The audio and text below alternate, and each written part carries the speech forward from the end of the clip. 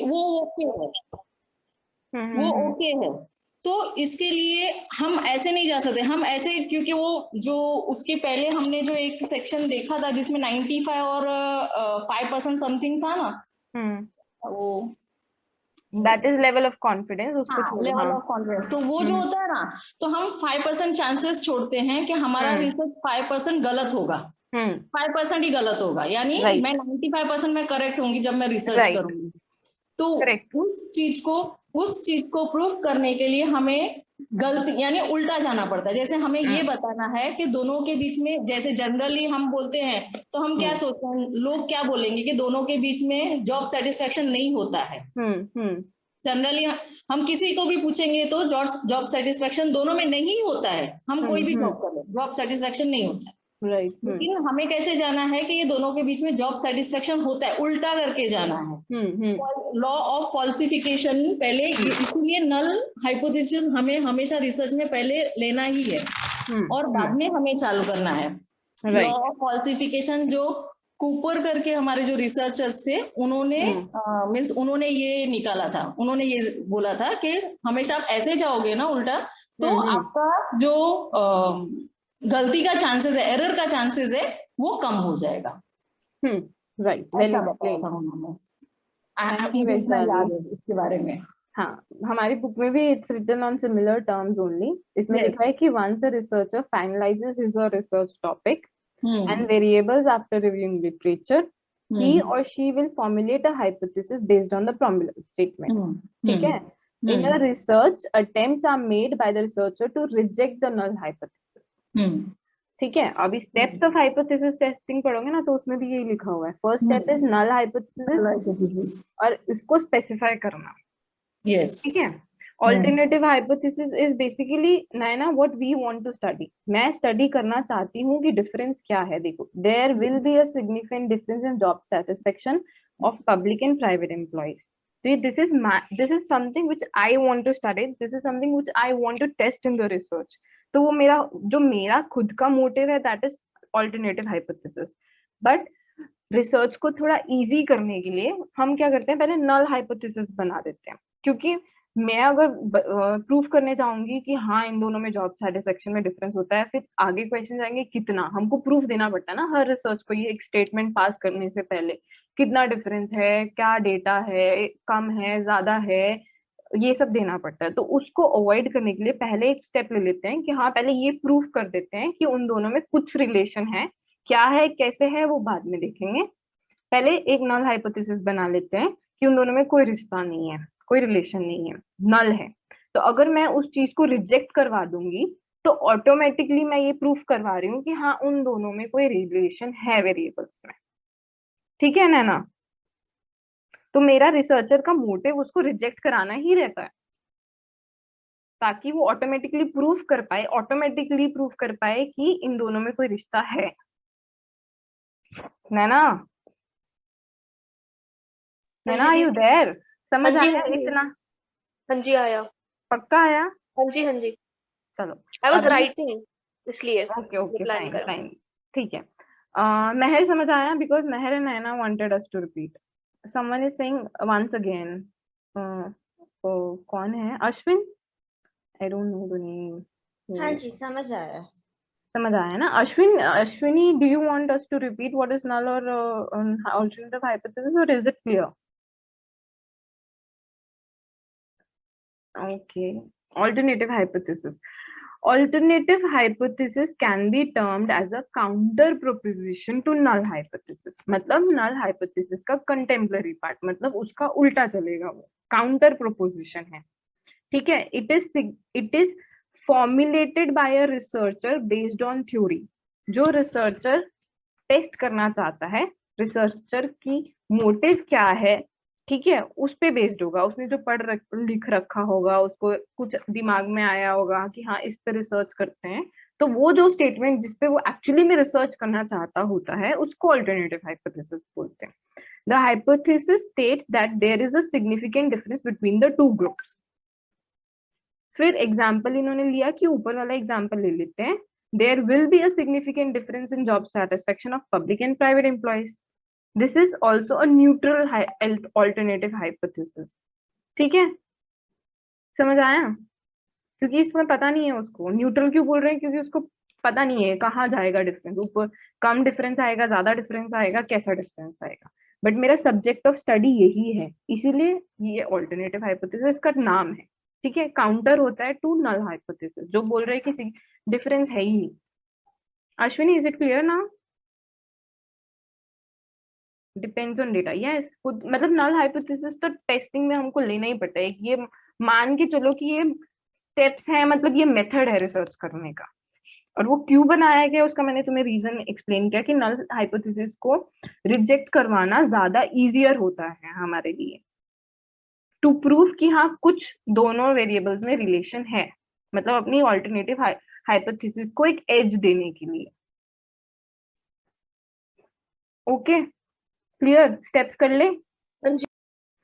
Vaishali, come on, help us. Is my screen visible to everyone? Yes. Okay. Vishali will help us in understanding hypothesis testing. Okay.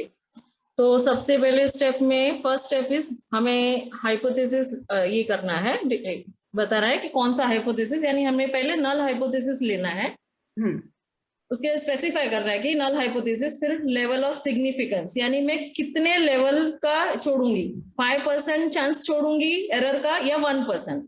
5% chance छोड़ने वाले होते बोलते चलेगा, थोड़ा बहुत आगे पीछे चलेगा वाले होते हैं, और जो रिसर्च में एकदम एक्यूरेट होते हैं कि नहीं मैंने जो बोला है मुझे वो प्रूफ करना है, तो मैं 1% लेवल ही छोड़ूंगा, 0.01%, यानी 99% में एक्यूरेट फाइंड आउट करूंगा। ये स्टेप सेकंड होगा। Am I right? Right.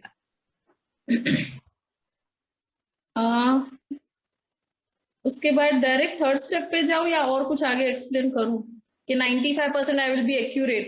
जो 5% वाला होगा वो ऐसा होगा कि 95% मेरा ठीक जाएगा तो ओके है, मैं आगे बढ़ जाऊंगा वो रिसर्च में, तो इसमें एरर होने का चांसेस ज्यादा होता है।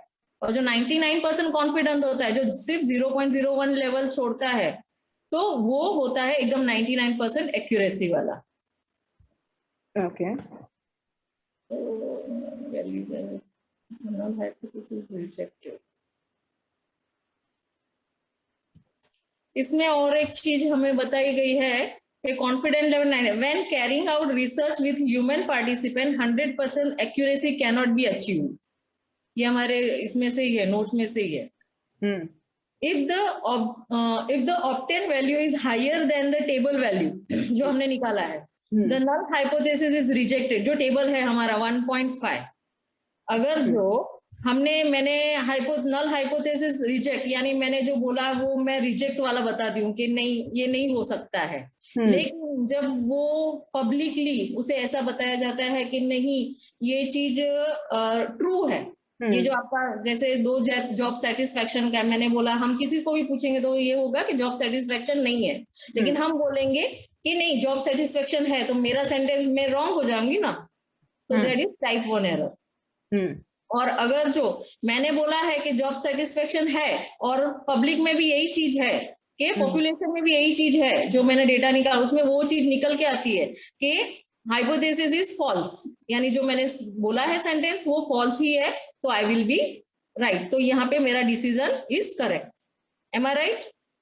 A little correction, it's not based on कि बाहर कैसा ओपिनियन है, it's actually when we say कि हाँ टाइप 1 एरर हो गया, टाइप 2 एरर हो गया, it's basically null hypothesis।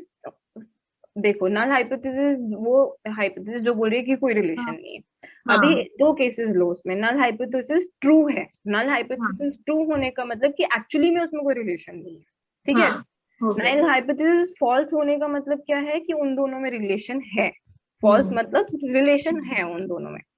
अभी नल हाइपोथेसिस ट्रू है, बट मैंने अपने रिसर्च में कुछ भी एरर करके, कैलकुलेशन एरर या कुछ भी करके उस हाइपोथेसिस को रिजेक्ट करवा दिया, due to my sampling error, due to my calculation error, whatever errors, वो ट्रूथ ही एक्चुअली में मतलब वहां पे कोई रिलेशन था नहीं, बट मैंने ओके मैं null hypothesis somebody's mic is on or what? मेरा ही सॉरी मेरा वो शिफ्ट हुआ. Sure, it's okay. Null hypothesis is true मतलब there is no relation. ठीक है, अभी नो रिलेशन था और तुमने नल हाइपोथेसिस को रिजेक्ट करवा दिया, मतलब तुमने क्या किया, ऑल्टरनेटिव हाइपोथेसिस को एक्सेप्ट कराया होगा कि उसमें रिलेशन है. ओके. पर रिलेशन था नहीं और तुमने नल हाइपोथेसिस को रिजेक्ट करवा के बोल दिया कि रिलेशन है, तो ये तो एरर हो गया ना. हाँ हाँ हाँ नैना बोलो बोलो. हम ये भी कह सकते हैं मतलब कि नल हाइपोथेसिस में जो वेरिएबल्स होते हैं वो इंडिपेंडेंट होते हैं एक तरीके से. हाँ ट्रू, एक दूसरे को का मतलब ही नहीं है, कॉज एंड इफेक्ट वाला है ही नहीं. ट्रू, सही है वो स्टेटमेंट. ठीक है, फिर अगर नल हाइपोथेसिस इज फॉल्स, मतलब नल हाइपोथेसिस फॉल्स होने का मतलब क्या हो गया कि रिलेशन है.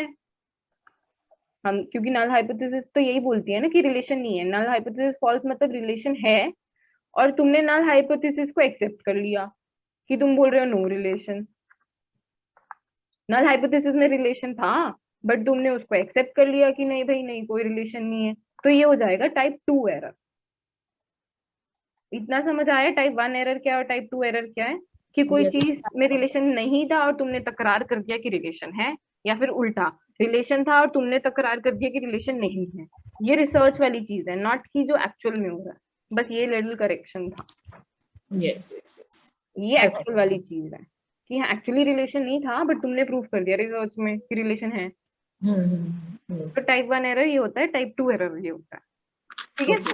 Okay. Step 3. Step 3 is based on the parameter specified in the null hypothesis. जो हमने निकाला है पैरामीटर, जो हमने फाइंड आउट सब किया है, उसके ऊपर से कैलकुलेशन स्टैटिक्स इज कैलकुलेटेड. ये हमारा स्टेप 3 होगा. और उसके बाद 4th स्टेप होगा decision is made whether accept or reject the null hypothesis. फिर डिसीजन लेंगे कि उसको रिजेक्ट करे या एक्सेप्ट करे. ठीक है, मैं इसमें कुछ या मैं बस थोड़ा लेवल ऑफ सिग्निफिकेंस समझा देती हूँ. ठीक है, बेट थोड़ा और उससे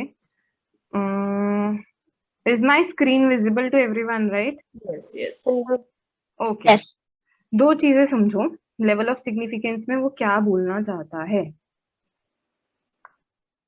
ड्रॉ नहीं हो रहा है. ओके.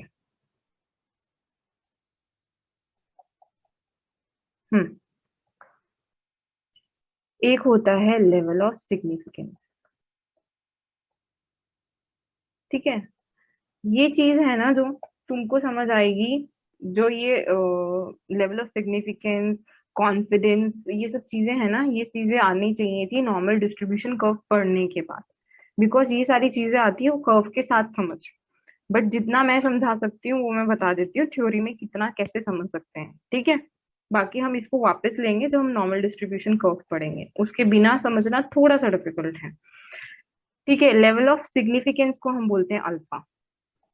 ठीक है, अभी समझो लेवल ऑफ सिग्निफिकेंस क्या बोल रहा है. लेवल ऑफ सिग्निफिकेंस बोल रहा है कि probability of rejecting a correct null hypothesis. Null hypothesis को हम ऐसे डिनोट करते हैं H0 से. वो बोल रहा है कि लेवल ऑफ सिग्निफिकेंस क्या है. लेवल ऑफ सिग्निफिकेंस वो प्रोबेबिलिटी है या वो रिस्क है कि मेरा जो करेक्ट नल हाइपोथेसिस का उसमें मैंने रिजेक्ट कर दिया, टाइप 1 एरर कर दिया मैंने. ठीक है, तो टाइप 1 एरर होने के चांसेस क्या हैं उसको बोलते हैं लेवल ऑफ सिग्निफिकेंस. तो ये रिसर्चर खुद सेट करता है आइदर 0.01, आइदर 0.05 और 0.1 ऐसे वैल्यूज होती हैं, उस पर वो कैलकुलेट करके रखता है कि अच्छा 0.01 का रिस्क होगा तो ये वैल्यू होगी, 0.05 का रिस्क होगा तो ये वैल्यू होगी जो भी मैं कैलकुलेट करने की कोशिश कर रहा हूँ, और 0.1 होगा तो ये वैल्यू होगी. तो जब वो अपना पूरा कैलकुलेशन कर लेता है ना, फिर उससे मैच करता है. अच्छा 0.01 के हिसाब से मेरा ये कुछ वैल्यू था, ये आ रहा है, इसके ऊपर है, उसके नीचे है, तो मेरा नल हाइपोथेसिस, मेरा रिसर्च सही चल रहा है कि नहीं चल रहा है. ठीक है, वैसे ही 0.05 के लिए कुछ वैल्यूज होती है, 0.1 के लिए कुछ वैल्यूज होती है। तो रिसर्चर डिसाइड करता है कि बेटा मेरे को क्या रखना है लेवल ऑफ सिग्निफिकेंस। मैं वो बोल रहा है कि 0.01%, 0.01 प्रोबेबिलिटी का रिस्क रखना है मुझको, इससे ज्यादा रिस्क नहीं होना चाहिए, इससे ज्यादा मैं मार्जिन नहीं लेके चल रहा, ठीक है। ये 0.01 को लेके चलते हैं। अब मैं 0.01 को 1% लिख सकती हूँ, सब लोग अग्री करते हैं इस चीज से। 1%, 1/100, 0.01 इज 1/100, इनको इंटू 100 करूंगी, कैंसल कैंसल, तो आ जाएगा 1%, ठीक है। आइए ना नैना, महर, हाँ जी। मैं 0.01 को 1% लिख सकती हूँ, लिख सकती हूँ कि नहीं? नहीं, क्या क्या क्या दोबारा बोलो। एक्चुअली हाँ लिख सकते हो। ओके, ठीक है। अल्फा अगर मैं बोल रही हूँ 0.01 है, तो इसको मैं 1% लिख सकती हूँ। 0.01 क्या हुआ, 1/100, इंटू 100 करूंगी तो ये 1% ही बन जाएगा ना। परसेंटेज कैसे निकालते हैं, इंटू 100 करके ना। हाँ जी। ठीक है, तो मैं इसको 1% लिख सकती हूँ। सिमिलरली 0.05 मतलब 5%, इक्वलेंट टू 5%, ठीक है। और कोई बात 0.1 इक्वलेंट टू 10%, मतलब मेरे को परसेंटेज में कन्वर्ट कर दिया मैंने इस वैल्यू को, ठीक है। अभी ये समझो कि व्हाट इज, ये हो गया लेवल ऑफ सिग्निफिकेंस। अभी level of confidence. Level of confidence वो बोल रहा है कि अच्छा ये मतलब तुम्हारा रिस्क रिजेक्ट होने का। लेवल ऑफ कॉन्फिडेंस इज तुम कितने कॉन्फिडेंट हो कि तुम्हारा नल हाइपोथेसिस सही है और वो एक्सेप्ट हो जाएगा। तो ये क्या हो गया, इसके ऑपोजिट हो गया ना। तो ये हो जाता है 1 माइनस अल्फा। 1 क्यों, क्योंकि प्रोबेबिलिटी टोटल 1 ही हो सकती है, उससे ज्यादा नहीं हो सकती है। तो अगर यहाँ पे रिस्क था अल्फा में, 1 माइनस अल्फा क्या हो जाएगा, श्योरिटी देगा, रिस्क नहीं देगा, कॉन्फिडेंट देगा तुमको कि हाँ एक्सेप्ट हो जाएगी। इसका काउंटर पार्ट होता है ये। इतना क्लियर हुआ? यस। हाँ जी। तो अभी मैं ये 1% को लेवल ऑफ कॉन्फिडेंस में देखना हो तो 99% लिख सकती हूँ, क्योंकि यही तो मैंने बोला कि बाकी का जो बचा हुआ हिस्सा है वो लेवल ऑफ कॉन्फिडेंस में आता है ना। तो 5% को मैं 95% लिख सकती हूँ लेवल ऑफ कॉन्फिडेंस में। यस। 10% को मैं लिख सकती हूँ 90% लेवल ऑफ कॉन्फिडेंस है। तो अभी समझो इस चीज को, अगर मेरा लेवल ऑफ कॉन्फिडेंस 99% से ऊपर आ रहा है तो मेरा क्या होना चाहिए, नल हाइपोथेसिस क्या होना चाहिए, एक्सेप्ट या रिजेक्ट? रिजेक्ट। क्यों, कॉन्फिडेंस लेवल से और ऊपर जा रहे हैं, ये तो मैंने बाहर सेट किया है। ओके। 99% तो कॉन्फिडेंस लेवल होना ही है मेरा, यस यस। उसके ऊपर जा रहा है ना, यस यस। Greater than 99%। तो मेरा एक्सेप्ट होगा, मतलब मेरा कॉन्फिडेंस एरिया में ही है वो, तो मैं एक्सेप्ट करूंगी।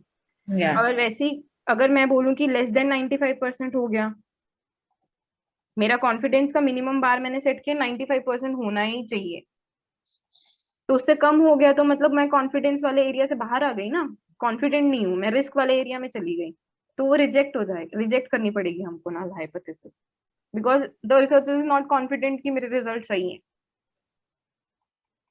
इतनी सी बात समझ आई किसी को? हाँ जी। तो वैल्यू अगर मैं बोलूंगी कि मैंने सेट किया था कि 90% कॉन्फिडेंस लेवल होना चाहिए, तो अगर 90 से ग्रेटर है तो नल हाइपोथेसिस एक्सेप्ट होगी या रिजेक्ट होगी?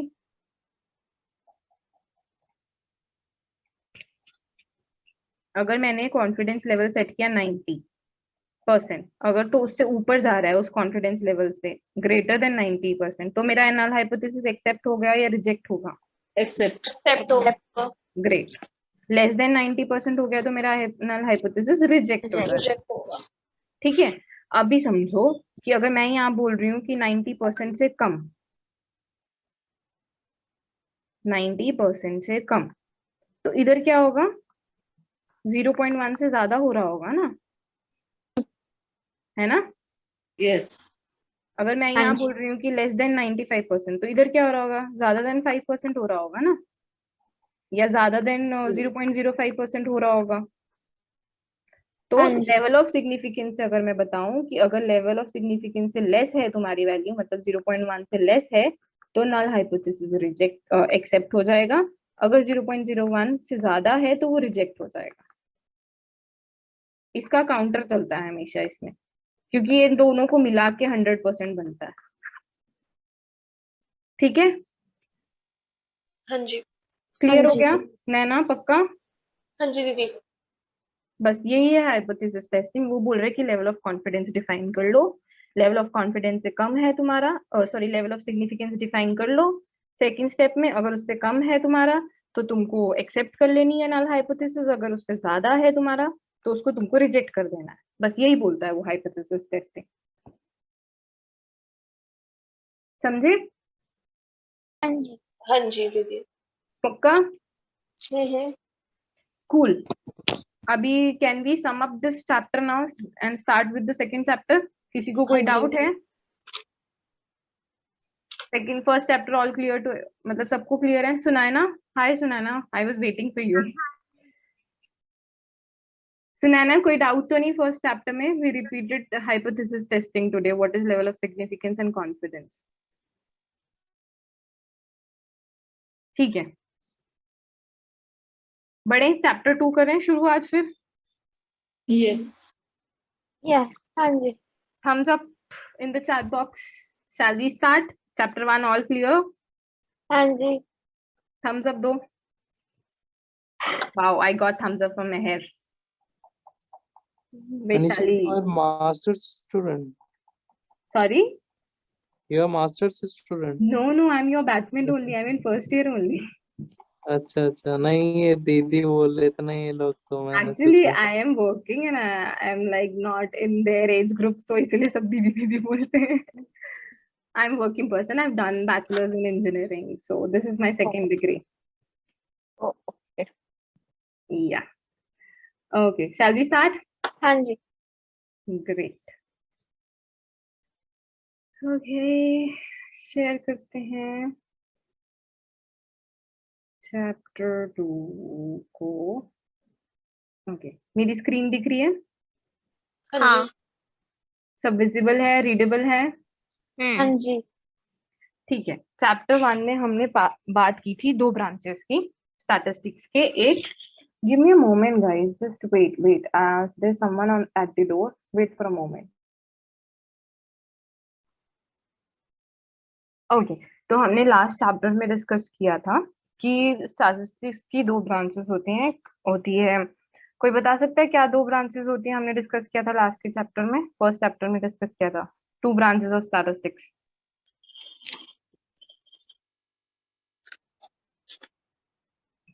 Descriptive and inferential.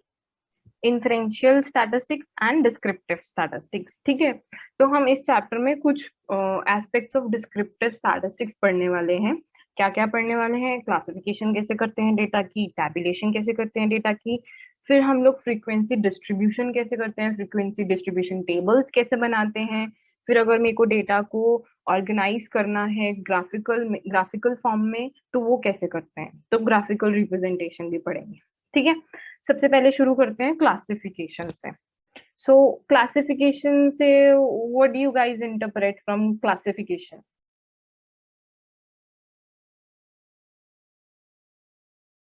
Okay, data को ऑर्गेनाइज करना। हाँ जी। data is organize करना is, yes, it's one of the ways of organizing data, that is correct, one of the ways of differentiation. right. So basically classification से हमारा मतलब क्या है? हम लोग कैटेगराइज कर रहे हैं चीजों को, क्लासिफाई करते हैं, हम बोलते हैं ना टाइप्स ऑफ क्लासिफिकेशन। तो बेसिकली हम लोग कैटेगराइज कर रहे हैं अपने डेटा को। हमने इतना सारा माल इकट्ठा किया, डेटा लिया लोगों से, अभी उसमें डेटा में क्या होगा? बहुत सारे डेटा में वो एज होगी, उनकी जेंडर होगी, उनकी हाइट हो गई, सपोजिटली उनका एड्रेस भी है, तो इतना सारा डेटा है। तो अभी मैं क्या करूंगी? उसको क्लासिफाई करने की कोशिश करूंगी। क्लासिफाई मतलब कि जो सिमिलर डेटा है मैं उसको एक ग्रुप में डाल दूंगी, ठीक है, और दूसरा टाइप ऑफ डेटा मैं दूसरे ग्रुप में डाल दूंगी। तो मैं एज सबका उठाऊंगी और एक ग्रुप में डाल दूंगी, ठीक है, एज को एक तरफ रखूंगी, फिर सेक्स को एक तरफ रखूंगी, फिर मैं रखूंगी उनके वेट को एक तरफ। तो बेसिकली मैं होमोजीनियस ग्रुप्स बनाने की कोशिश कर रही हूँ, ठीक है। The method of arranging data into homogeneous classes according to the common features, जैसे मैंने ले लिया एज या फिर वेट, ठीक है, या फिर हाइट या फिर एड्रेस, सिटी, ठीक है, according to common features present in the data is known as classification. समझ आ गया? क्लासिफिकेशन क्या होता है? बेसिकली अरेंज करना डेटा को इनटू सिमिलर ग्रुप्स या होमोजीनियस ग्रुप्स, ठीक है। हाँ या ना? रिस्पॉन्स तो मुझे रिपीट करना है कि नहीं? हाँ जी क्लियर। ठीक है, I will go with my, sorry हाँ जी, आपने बुक नहीं खोली हुई वो, शेयर नहीं मतलब हो रहा है क्या मेरा? स्क्रीन शो हो रही है आपकी, बट चैप्टर टू लिखा हुआ है, 2 पीडीएफ, मतलब 2 डॉक्यूमेंट बेसिकली, ओपन नहीं किया हुआ वो। ऐसा है क्या? दिख नहीं रहा मतलब? रुको, हाँ जी। Let me stop sharing and then I share again. Is it visible now? हाँ हाँ जी। जी अभी दिख रहा है? हाँ जी। Okay, thank you for telling me. I would have gone and ended the session also. Anyways, the method of arranging data into homogeneous classes according to some common feature present in the data is known as classification. ठीक है? Examples देखो. Classification is made on the basis of some measurable characteristic, जिसको हम measure कर सकते हैं, जैसे height, weight, age, income, marks, ठीक है। Individuals can be classified on the basis of color of their hair, gender, that would be a qualitative data। ये तो हमने पढ़ा था, क्वालिटेटिव डेटा होता है, क्वांटिटेटिव डेटा होता है, ठीक है। अगर मैं सबके डेटा ले रही हूँ हेयर कलर्स का, तो वो क्वालिटेटिव डेटा हो गया ना, तो मैं उसको भी अरेंज कर सकती हूँ। मैं under the category colours of hair, मतलब हेयर कर सकती हूँ, उसमें अपना सारा डेटा रख सकती हूँ। तो मैंने एक ग्रुप बना दिया colour of hair, homogeneous group बना दिया, तो वो क्लासिफिकेशन हो गई। क्वालिटेटिव डेटा का भी मैं क्लासिफिकेशन कर सकती हूँ, क्वांटिटेटिव डेटा का भी कर सकती हूँ, ठीक है। चलो एग्जाम्पल एक और देख लेते हैं। अभी ये कोई किसी कंपनी का एग्जाम्पल उठाया है मैंने। उन्होंने क्या कर रखा है कि जो उनकी पब्लिक वाली चीजें हैं, जो उनको पब्लिक सबको दिखाने, सिक्योरिटी लेवल्स डिसाइड किए हैं बेसिकली उन्होंने, सिक्योरिटी 1 2 3 4। तो उन्होंने बोला कि मैं सिक्योरिटी 1 मेरी एक कैटेगरी है जो कि होमोजीनियस ग्रुप है, उसमें क्या क्या आएगा उन्होंने वो लिख दिया कि हाँ जो मेरा ये ग्रुप है ये होमोजीनियस ग्रुप है, तो सिक्योरिटी 1 में आएगी ये सब चीजें, सिक्योरिटी 2 में आएगी ये सब चीजें, सिक्योरिटी 3 में आएगी ये सब चीजें, तो सिक्योरिटी 4 में आएगी ये सब चीजें। तो उन्होंने क्या करके रखा है कि क्लासिफाई करके रख दिया कि ये ग्रुप है सिक्योरिटी 1 का, ये ग्रुप है सिक्योरिटी 2 का, ये ग्रुप है सिक्योरिटी 3 का, ये है 4। तो बेसिकली उन्होंने अपने डेटा को क्लासिफाई करके रख दिया, अरेंज करके रख दिया ये होमोजेनियस ग्रुप्स में, ठीक है। ये एग्जाम्पल समझ आ गया? हाँ जी। अभी बात करते हैं बेनिफिट्स ऑफ क्लासिफिकेशन की। Classification helps in identifying the similarities and diversities in the data. ठीक है, ये तो क्लियर है ना। मैं क्लासिफाई करूंगी ये ग्रुप इसका है ये ग्रुप इसका है, तो मैं सिमिलैरिटीज भी देख सकती हूँ, उनमें डिफरेंसेस क्या है वो भी कंपेयर कर सकती हूँ इजीली, है ना। हाँ या ना? हाँ जी हाँ जी। ठीक है, मैं अपने फ्लो से चलती हूँ। अगर किसी को डाउट होगा please unmute yourself and just stop me there and ask me your doubt, ठीक है। ये हो गया first, the data is presented in a concise form, ठीक है। A raw data as such has no meaning. अब मैं यहाँ पे लिख दूं आई कलर ब्लू ग्रीन, यहीं पे एज लिख दूं, ठीक है, 15 25 30, फिर उनकी हाइट भी यहीं लिख दूं 5 इंच, तो इसका कोई मीनिंग है क्या? ये सारा डेटा का कोई मतलब ही नहीं है ना मेरे पास। नहीं। कुछ नंबर्स पकड़ा दिए मेरे को 30 40 60 70, क्या कोई मतलब नहीं है ना ये रॉ डेटा का। तो मेरे को जब तक मैं इसको किसी चीज में अरेंज नहीं करूं, ठीक है, रॉ डेटा का ऐसा कोई मीनिंग नहीं होता है। तो जब मैं उसको क्लासिफाई कर देती हूँ it will reflect some meaning. जैसे मैंने यहाँ पे डाल दिया क्लासिफाई करके आई कलर, यहाँ पे डाल दिया उनकी हाइट, तो ये कुछ मीनिंग बता रहा है। अच्छा ये इतने सारे लोगों के ये डिफरेंट डिफरेंट कलर के आईज होते हैं, ये इतनी इतनी हाइट है सबकी, तो कुछ मीनिंग दे रहा है हमको वो। Raw data has no meaning. ठीक है, to point out the important characteristics of the data at a flash. मैंने यहाँ पे हाइड करके लिख के रखी है, तो मैं एकदम से एक बार भी देखूंगी तो भी मुझे दिख जाएगी अच्छा हाईएस्ट हाइट कितनी है। ठीक है, तो जो इम्पोर्टेंट कैरेक्टरिस्टिक्स होते हैं वो मेरे को एकदम तुरंत दिख जाएंगे अगर मैंने अच्छे से अरेंज करके रखा है अपने डेटा को। फिर to give importance to the prominent data collected while the option eliminates. ठीक है, अभी मैंने इतना सारा डेटा तो इकट्ठा कर लिया सर्वे करके, बट हो सकता है कुछ डेटा मेरे लिए रेलेवेंट भी नहीं हो, तो मैं स्क्रीनिंग कर दूंगी डेटा की, जो हमने चैप्टर 1 में भी डिस्कस किया था कि वी स्क्रीन द डेटा। जो भी हमारे एरर्स भी आए होते हैं वो भी हम स्क्रीन करते हैं इस स्टेप में।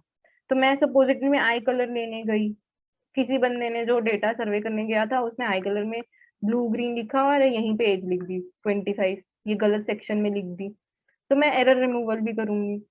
तो जो मेरा प्रोमिनेंट डेटा होगा मैं वो लेती रहूंगी, और जो मेरा डेटा काम का नहीं होगा जैसे एड्रेस, अभी मेरे को रिसर्च करनी है किसी चीज पे कि परसेंटेज आई कलर किसका सबसे ज्यादा है, तो मेरे को एड्रेस से क्या करना है तब उनके, तो मैं उसको एलिमिनेट कर दूंगी क्लासिफिकेशन वाली चीज में। फिर classification can be carried out for both qualitative and quantitative, ये हमने पढ़ लिया। अभी बात कर, क्लासिफिकेशन क्लियर है, टैबुलेशन पे चलें? किसी को कोई डाउट? नहीं। ठीक है, अभी टैबुलेशन की बात करते हैं। टैबुलेशन आया कहाँ से है? टेबल से। इसको सिंपली बस तुम ऐसे समझो कि जो मैंने क्लासिफाई कर रखा है डेटा, मैं उसको टैबुलर फॉर्म में कन्वर्ट कर रही हूँ टेबल में। टेबल में क्या होंगे? कॉलम्स होंगे, रोज होंगी, है ना? बस उसी चीज को टैबुलेशन बोल देते हैं। Tabulation is the process of inserting classified data into tabular form. A table is a symmetrical arrangement of statistical data in rows and columns. ये हो जाता है कॉलम लंबा वाला, ये हो जाती है रो लेटी हुई है जो। Rows are horizontal arrangements, whereas columns are vertical arrangements. It may be simple, simple मतलब बस ये इतना, double मतलब ये दो, और कॉम्प्लेक्स मतलब ऐसा वाला, ये कॉम्प्लेक्स हो गया, बहुत सारी रोज बहुत सारे columns, depending upon the type of classification used for various purposes at a given time. मतलब तुम्हारा रिक्वायरमेंट क्या है उसके हिसाब से। ठीक है, टैबुलेशन समझ आ गया सबको? यस। कूल। अभी टेबल कैसा दिखता है, इसमें कुछ इन्होंने हमारी बुक में वो दे रखी हैं, टर्म्स दे रखी हैं, तो वो समझ लेते हैं क्या होती है। इसको बोलते हैं टेबल नंबर। ठीक है, इसको बोलते हैं टाइटल फॉर टेबल। ये मेरा हो गया टाइटल, टेबल किस चीज का बना रही हूं उसका टाइटल, तो टेबल टाइटल। ठीक है, अभी कॉलम वाले चीज को क्या बोलते हैं? कैप्शन। सी से याद कर लो, सी मतलब कॉलम, सी मतलब कैप्शन। तो ये एक कैप्शन हो गया, ये दूसरा कैप्शन हो गया, मतलब एक कॉलम दूसरा कॉलम। फिर रो को बोलते हैं हम लोग स्टब, तो ये एक स्टब दूसरा स्टब, ये हो गई स्टब की हेडिंग, मतलब ये रो क्या बता रहा है हमको, वो हो गया उसका हेड, तो इसको बोल दिया स्टब हेड। ये कॉलम्स हमको क्या बता रहे हैं? क्या बता रहे हैं? जेंडर, तो ये हो गया कैप्शन का हेड, राइट। फिर आता है नीचे एक फुटनोट। फुटनोट क्या बोलता है? कुछ भी, हम फुटनोट में कुछ भी लिख सकते हैं, जो हमको क्रिटिकल इंफॉर्मेशन हाईलाइट करनी है या कोई भी इंफॉर्मेशन देनी है मेरे को कैप्शन के बारे में या फिर स्टॉप के बारे में, वो मैं फुटनोट में डाल दूंगी। तो जैसे इसने फुटनोट में डाल दिया number of students in terms of percentages, तो ये इसने इस बंदे का मन था कि मैं ये इंपॉर्टेंट इन्फॉर्मेशन दूं कि ये जो सारी वैल्यूज है ना, ये बेटा परसेंटेज में है। ठीक है, ये इसकी मर्जी, फुटनोट में तुम्हारी मर्जी है तुमको क्या लिखना है। इंपॉर्टेंट इन्फॉर्मेशन या क्रिटिकल इन्फॉर्मेशन लिख सकते हो तुम।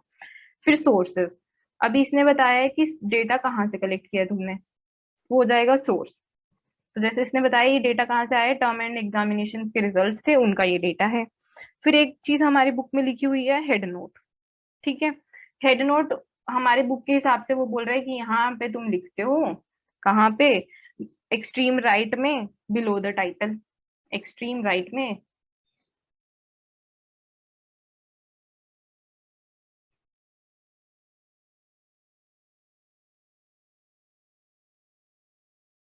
ठीक है, यहाँ पे तुम लिखते हो एक्सट्रीम राइट में बिलो द टाइटल। अभी यहाँ पे हेड नोट में क्या लिख सकते हो तुम, जैसे इंफॉर्मेशन होगी यूनिट ऑफ मटेरियल की, मतलब यूनिट्स की, तो वो लिख सकते हो। जैसे वो परसेंटेज यहाँ पे भी लिख सकता था कि मैं परसेंटेज में ले रहा हूँ डेटा, तो वो यहाँ भी बता सकता था। ये हो जाएगा हेड नोट। ठीक है, हेडिंग के पास, ये टाइटल के पास जो लिखा जाएगा वो हेड नोट। फिर हम बेनिफिट्स ऑफ टैबुलेशन कर लेते हैं। टैबुलेशन वही सिंप्लीफाई करेगा हमारे कॉम्प्लेक्स डेटा को, है ना। Tabulation simplifies complex data bye arranging them systematically in a meaningful manner. So tabulation converts confusing information into understandable information. Facilitates comparison. फटाफट क्विक कंपैरिजन हो जाएगा। मेरे पास ऐसे लिख रखा होगा बहुत सारा डेटा, अभी जैसे इन्होंने दिया ही हुआ है मेल का वो बोल रहे हैं मार्क्स इंग्लिश में 20% आ रहे हैं और फीमेल्स के 21% आ रहे हैं, तो मैं फटाफट क्विक कंपैरिजन कर सकती हूँ ना। अच्छा, फीमेल ज्यादा इंटेलिजेंट है, इंग्लिश में तो वो अच्छा मार्क्स ले रही हैं, तो क्विक कंपैरिजन है। फिर सेविंग टाइम, अभी मैं अच्छे से डेटा को अरेंज करके रखूंगी तो मेरा टाइम भी तो बचेगा। Large in number of information can be condensed systematically in one table, so it saves time space. जगह भी बचा रहा है, मेरा टाइम भी बचा रहा है। मैं फटाफट एक टेबल को रेफर करूंगी जब मैं नेक्स्ट टाइम कुछ भी देख रही होंगी, रिसर्च वगैरह या कुछ भी। मैं वो फालतू का रो डेटा को नहीं लेके बैठूंगी। ठीक है, तो provide reference. tabulated data and information can be used in different research studies. हमने बहुत बार देखा होगा हमारी बुक्स में रेफरेंस दिया होता है ना, रेफरेंस टेबल दिस, याद है बहुत सारी जगह पे दिया होता है कि refer this table for reference. तो हमको रेफरेंसेस भी देता है। जैसे मैंने कुछ रिसर्च किया, मैंने टेबुलर फॉर्म में अपना डेटा रखा है, तो वो चीज मैं आगे जाके अपनी किसी और रिसर्च में भी यूज कर सकती हूँ, या कोई और वो टेबल को यूज कर सकता है। So it provides reference. फिर analysis and interpretation. Tabulation facilitates comparison, analysis, interpretation with the help of statistical measures such as averages, dispersion, correlation, मतलब सब वही। इसके बाद ही तो हम लोग एनालिसिस और इंटरप्रिटेशन कर पाएंगे ना, अगर हमने अच्छे से अपना डेटा को ऑर्गेनाइज करके रखा हुआ है तो। ठीक है, आगे बढ़े। हाँ जी। इतना समझ आ गया सबको यहाँ तक? कोई doubt? No no, no doubt. नहीं, नो डाउट। ठीक है, अभी हम लोग बात करते हैं फ्रीक्वेंसी डिस्ट्रीब्यूशन। अब फ्रीक्वेंसी डिस्ट्रीब्यूशन क्या है? फ्रीक्वेंसी डिस्ट्रीब्यूशन भी एक फ्रीक्वेंसी डिस्ट्रीब्यूशन तरीका ही है ऑर्गेनाइज करने का डेटा को। सपोजिटली ये तुमको रॉ डेटा दे के रखा हुआ है इतना सारा, डरावना नहीं लग रहा है? इतना सारा डेटा दे रखा है। तो अभी तुम क्या करोगे कि हम लोग करेंगे कि हम लोग फ्रीक्वेंसी बना लेते हैं कि अच्छा इतना सारा नंबर्स दे रखे हैं, तो 88 तो बहुत बार आ रहा है, यहाँ भी आ रहा है, यहाँ भी आ रहा है ना, 86 भी कितनी बार आ रहा है। तो मैं अपने डेटा को कंडेंस कर सकती हूँ। कैसे कर सकती हूँ? मैं डिसाइड कर लूंगी अच्छा 88 इतनी बार आ रहा है, फ्रीक्वेंसी मतलब कितनी बार आ रही है वो चीज, नंबर ऑफ कितनी बार टाइम्स ज्यादा यू हैव दैट रिपीट हो रही है, राइट। तो मैं क्या करूंगी, फ्रीक्वेंसी टेबल बना लूंगी। मैं ऐसे नहीं है कि 88 लिखने बैठ रही हूँ। मैं क्या करूंगी भाई, सिंपल करो, बकवास बंद करो, 88 3-4 बार आ रहा है, बस ये लिख दो। तो फ्रीक्वेंसी डिस्ट्रीब्यूशन हमको इस चीज में हेल्प कर रही है कि हमारा डेटा को कंडेंस करने में हेल्प कर रही है हमको। ठीक है, frequency distribution shows the number of observation for possible categories or score values in a set of data. ठीक है, कितनी बार कौन सी चीज रिपीट हो रही है या कितनी बार कौन सी ऑब्जर्वेशन वापस आ रही है, उसी को तो हम फ्रीक्वेंसी बोलते हैं ना। How many times. हाँ जी। बस उसी को हमको लिखना है। क्यों लिखना है? क्योंकि हमको अपना डेटा कम करना है, रॉ डेटा कंडेंस करना है और सिंप्लीफाई करना है चीजों को। तो मैंने क्या किया, स्कोर लिख लिया। हाईएस्ट स्कोर क्या था इसमें से? 91 के ऊपर कुछ है क्या? 96 के ऊपर है क्या कुछ? मुझे 96 ही दिख रहा है अभी मैक्सिमम। किसी को दिख रहा है 96 से ऊपर कुछ मैक्सिमम? तो मैंने लिख लिया या तो मैंने डिसेंडिंग ऑर्डर में लिख लिया इसको, स्कोर्स को। फिर देख लिया कितना फ्रीक्वेंसी है। 96 एक बार आ रहा है, 3 बार 89 आ रहा है, 86 6 बार आ रहा है बस। ठीक है, ऐसे अपना डेटा को ऑर्गेनाइज करके रख दिया। तो basically frequency distribution helps us in organising the data. तो मैंने ये सब फ्रीक्वेंसी लिख के रख लिया सबका। ये होता है फ्रीक्वेंसी डिस्ट्रीब्यूशन। अभी एक और एग्जांपल ले लेते हैं। वो बोल रहा है कि जो रिटेलर है वो स्मार्टफोन बेचता है, तो एंड्रॉइड के कितने स्मार्टफोन बिके, वही फ्रीक्वेंसी हो जाएगी ना उसकी। iOS के कितने बिके, विंडोज के कितने बिके, और बाकी सॉफ्टवेयर्स के कितने बिके। तो ये एक तरह से एग्जांपल है फ्रीक्वेंसी डिस्ट्रीब्यूशन का। वो बता रहा है कि एंड्रॉइड के इतने बिक रहे हैं, मतलब इतने नंबर ऑफ टाइम्स बिका, iOS के इतने, विंडोज के इतने, बाकी कोई और होगा iOS और सॉफ्टवेयर तो उसके इतने, तो टोटल उसके इतने फोन बिके। ठीक है, हाँ या नहीं? चलो आगे बढ़ते हैं। अभी देखो डेटा को, ये डेटा दिया है मेरे को बहुत सारा। अभी इस डेटा को फ्रीक्वेंसी डिस्ट्रीब्यूशन करना है अगर, तो मेरे पास दो मेथड है। फ्रीक्वेंसी डिस्ट्रीब्यूशन करने के दो मेथड है, एक अनग्रुप्ड, एक ग्रुप्ड। अनग्रुप्ड कौन सा? वही जो हमने अभी देखा, कोई ग्रुप नहीं बना हुआ, एज इट इज हमने वैल्यूज लिख दी और उनका फ्रीक्वेंसी लिख दिया। ये दिख रहा है, इसमें कोई ग्रुप नहीं है ना, डिस्क्रीट वैल्यूज हैं। हाँ या ना? जी। अगर किसी को कुछ समझ नहीं आ रहा तो बोल लो, या मैं रिपीट कर दूंगी। समझ आ आ रहा रहा है, है? समझ आ रहा है, आ रहा है। ठीक है, अरे ये सब टेंथ में पढ़ा हुआ है। हाँ ठीक है। तो अनग्रुप्ड मतलब मैं कोई भी ग्रुप्स नहीं बना रही हूँ, और ग्रुप्स मतलब मैं ग्रुप्स बनाऊंगी। तो मैंने क्या किया, ये सारी वैल्यूज का मैक्सिमम ढूंढा, इसमें से मिनिमम ढूंढा, सबको लिख दिया ऐसे करके, मैक्सिमम मिनिमम डिसेंडिंग ऑर्डर में। मैं असेंडिंग डिसेंडिंग कोई भी ऑर्डर ले सकती हूँ, हमारी इच्छा होती है वो, बट हमारी बुक में डिसेंडिंग ऑर्डर में ही चीजें दी हुई है, तो हम डिसेंडिंग मान के सकते हैं। ठीक है, तो मैंने ये सारा डेटा लिख दिया डिसेंडिंग ऑर्डर में, 10, 9, 7। तो अब इनकी फिर फ्रीक्वेंसीज लिख दी, तो ये हो जाएगा अनग्रुप डेटा। बट अगर मैं इसी चीज को अगर मैं ग्रुप्स बना देती हूँ, सपोजिटली मैं बताती 0 to 5, 5 to 10, 10 to 15, फिर मैं वैल्यूज लिखती, फ्रीक्वेंसीज लिखती। सपोजिटली 0 to 5 में क्या आएगा, 3 आएगा, 3, 4, 1, 3। तो ये जितनी बार भी आ रहा होगा 0 to 5 में, मैं उतना लिखती जाऊंगी उस इंटरवल की फ्रीक्वेंसी। तो अभी ये लिखने के लिए हम लोग, इतना सारा डेटा दे रखा है, मैं फ्रीक्वेंसी कैसे लिखूं? पहले मैं ये काउंट करूंगी, फिर यहाँ एक लिखूंगी, फिर मैं यहाँ पे 3 काउंट करूंगी, फिर मैं एक लिखूंगी। तो इसको अवॉइड करने के लिए हमने एक मेथड रखा है, टेली मेथड, टेली मार्क्स बोलते हैं जिसको। ठीक है, तो मैंने पहले सपोजिटली मैं अनग्रुप्ड उठा रही हूँ। क्लियर कर दूं क्या स्क्रीन? कचड़ पचड़ हो गया ना? थोड़ा सा। हाँ, अनग्रुप्ड क्या है, ग्रुप्ड क्या है, ये तो समझ आ गया ना? जी। Tally Max is so easy to use. हम्म, ठीक है। अभी मैंने रखा 10, तो मैं 10 काउंट करने जा रही हूँ, एक ही आया मेरे पास, तो मैंने यहाँ पे एक लगा दिया बस। This is tally mark. ठीक है, अभी मैं काउंट करने जा रही हूँ 3 को, तो मैंने 3 देखा, 1, 2, 3, 4, 4 बार आया, तो 1, 2, 3, 4, 4 मैंने लाइनें मार दी। ठीक है, अगर मेरा सपोजिटली मैं देखने जाऊं 7, तो मेरा 1, 2, 3, 4, 5, 6, 7। तो मैं इसको टेली मार्क कैसे लिखती हूँ, 4 किया और ये 5वां ऐसे लेटा होता है, फिर 6, 7।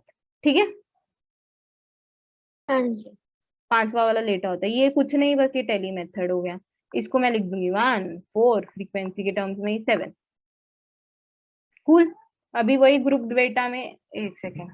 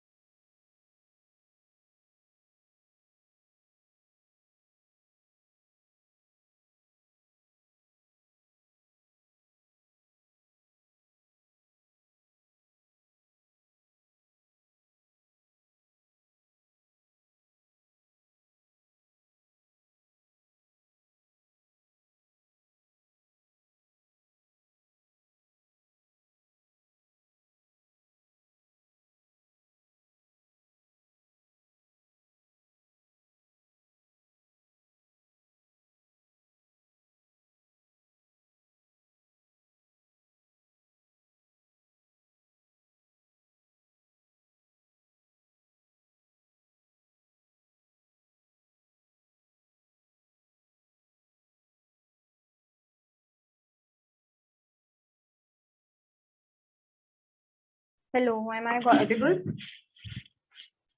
यस। कूल। तो अभी ग्रुप्स में मैंने क्या किया, ग्रुप्स बना दिए। मैंने क्या किया,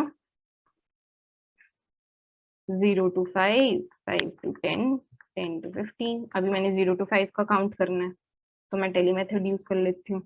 0 to 5 में क्या आएगा, 1 2 3 4 5 6 7, ऐसा करके मैं कर लूंगी, 5 6 7। तो इस इंटरवल में कितने लोग आ रहे हैं, 7। ये 7 नंबर आ रहे हैं। ठीक है, टेली मेथड सबको क्लियर हो गया। मैं अनग्रुप डेटा क्लियर हो गया सबको, ग्रुप डेटा क्या होता है वो क्लियर हो गया। हाँ जी। बेसिकली यहाँ पे ग्रुप्स बना लिए और टेली मेथड यूज कर लिया, यहाँ पे फ्रीक्वेंसीज लिख दी फिर सबकी। अभी ग्रुपिंग के मेथड समझो।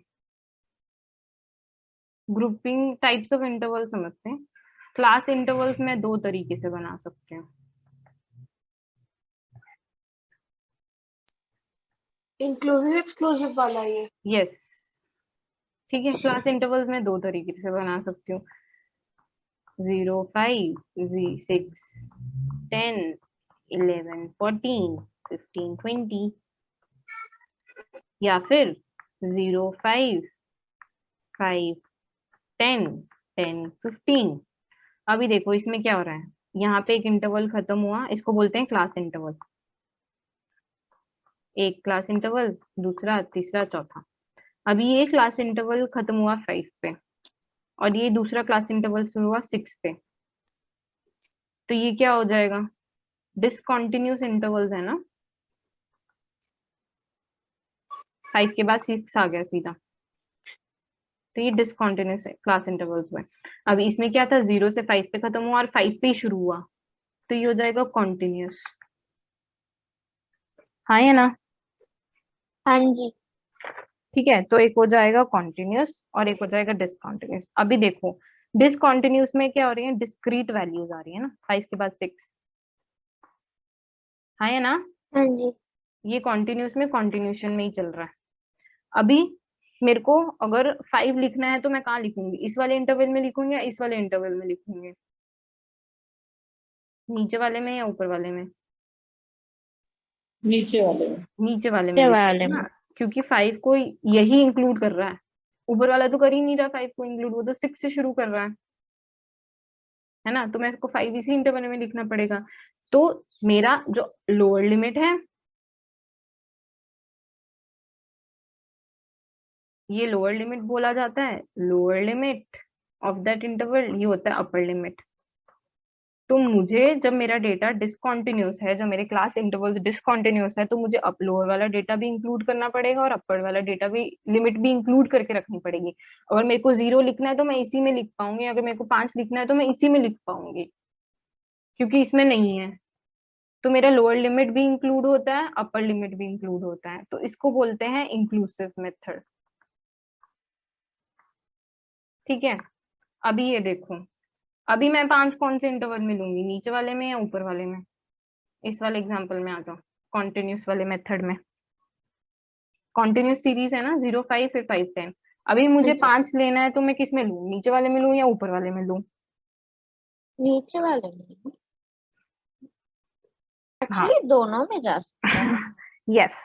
तो इसके लिए हम लोग डिसाइड करते हैं एक्सक्लूसिव मेथड। उसमें क्या बोलते हैं हम लोग, कि हम लोग एक क्लास इंटरवल में लोअर वाला लिमिट लेंगे, अपर वाला नहीं लेंगे।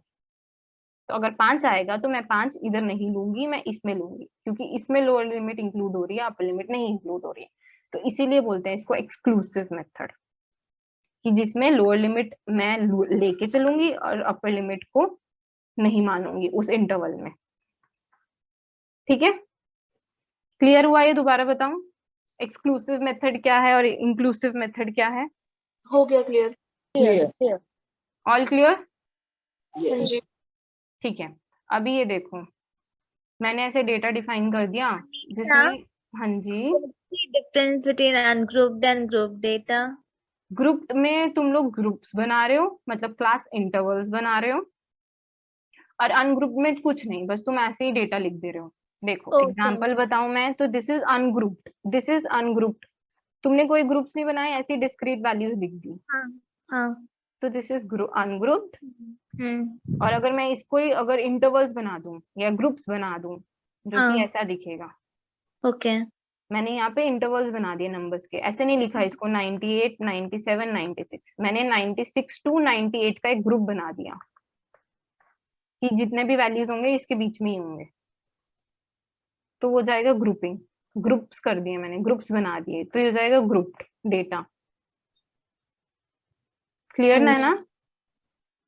हाँ जी मेरे को क्लियर सुनायना है ने ये। पूछा था, सुनायना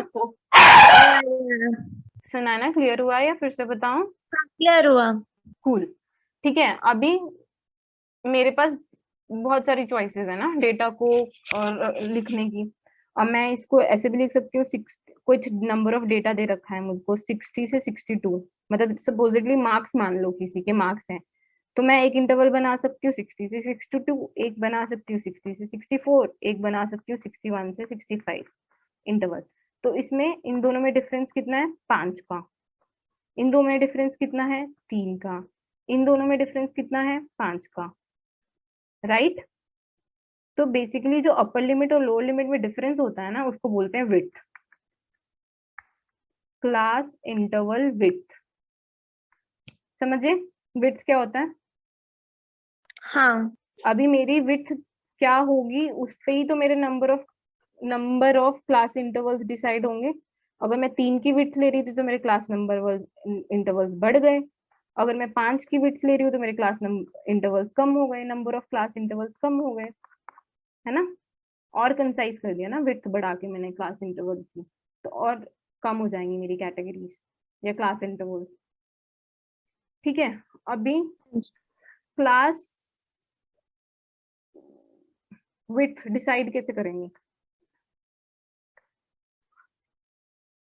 क्लास इंटरवल की विड्थ मैं डिसाइड कैसे करूंगी? मेरे को क्लास इंटरवल 5 रखनी है, 3 रखनी है, 7 रखनी है, 10 रखनी है, मेरे को 5 के डिफरेंस में ग्रुप्स बनाने हैं, 3 के डिफरेंस में ग्रुप्स बनाने हैं, 10 के डिफरेंस में ग्रुप्स बनाने हैं, ये मैं डिसाइड कैसे करूंगी? ठीक है, हमारी बुक में फॉर्मूला दे रखा है एक आई, जिसको बोल रहे हैं क्लास इंटरवल, मतलब कितने क्लास इंटरवल्स होने चाहिए, number of class intervals equals to range. Range क्या बोलता है? Highest value minus lowest value. जैसे इस डेटा में मैं अगर देखूं तो मेरा हाईएस्ट वैल्यू क्या हो जाएगा? 96, लोएस्ट वैल्यू क्या हो जाएगा? 62। तो वो बोल रहा है कि जो हाईएस्ट वैल्यू आ रही है और लोएस्ट वैल्यू आ रही है उसको माइनस कर लो, तो वो आ जाएगी तुम्हारी रेंज, तुम्हारा रेंज ऑफ डेटा आ जाएगा। उसको डिवाइड कर लो नंबर ऑफ कैटेगरीज से।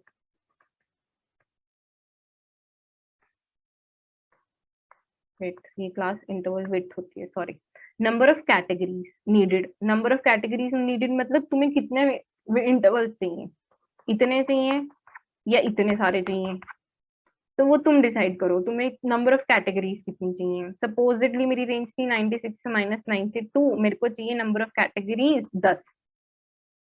ठीक है, उससे मेरा आ जाएगा क्लास इंटरवल विड्थ। कैलकुलेट करके बताओ कितना हुआ ये? 3.4